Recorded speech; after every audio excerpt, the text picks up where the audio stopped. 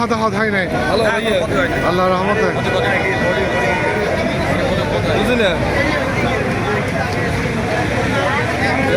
যে গাড়িটি ছিল এটা কভারম্যান নাকি ট্রাক ছিল? ট্রাক, বড় ট্রাক, আজকাল ট্রাক।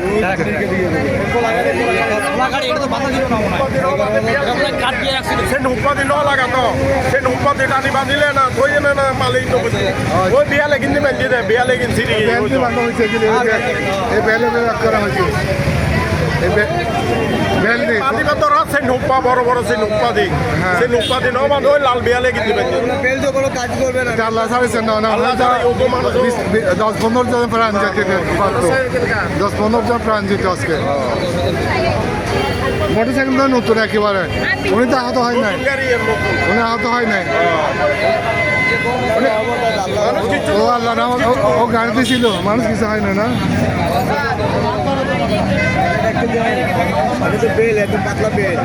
ট্রেনে একটা তো কত টন? 24 টন, দুটো 48 টন, 26 টন, দুটো 26 টন নাকি? হ্যাঁ, একটা 26 টন করে, একটা 26 টন, দুইটা 52 টনের 3 সিট, লোহার 3 সিট। একটা লক্কর গাড়িতে ওরা এটা রাখছিল, এক পর্যায়ে পাচ্ছিল বাজারে এসে পাশে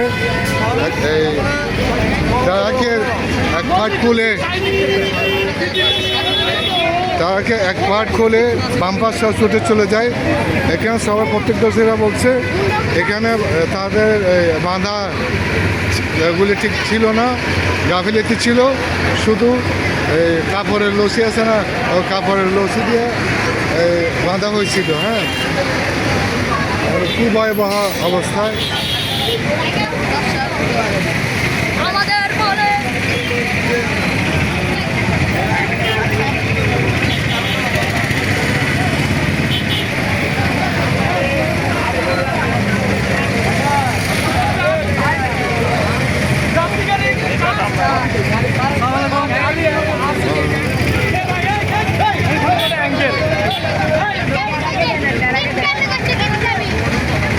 এই পর্যন্ত পুলিশ আসে নাই,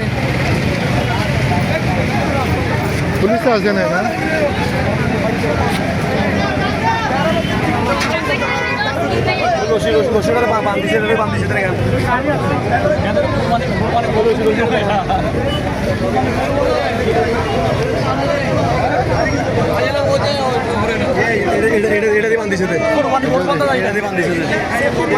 এটাতে বাঁধিছে লোহা, এখনো লোহার চেন ছিল না।